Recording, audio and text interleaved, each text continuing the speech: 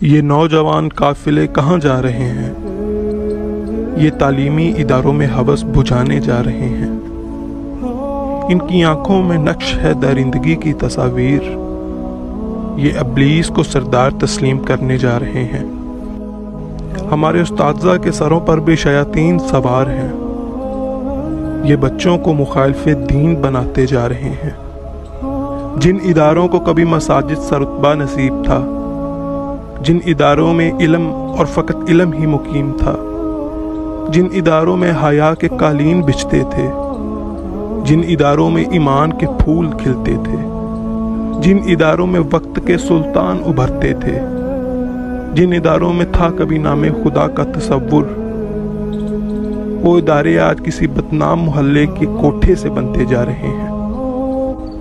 ہم ان محل کفر نما اداروں سے صاحب علم یا اعلیٰ ظرف انسان نہیں، بلکہ جاہل کردار اور کم ظرف بنتے جا رہے ہیں۔ اے ابن حاکی، میں حیران ہوں تیری قوم کے نوجوانوں پر۔ یہ کس غلیظ دلدل میں دھستے ہی چلے جا رہے ہیں، دھستے ہی چلے جا رہے ہیں۔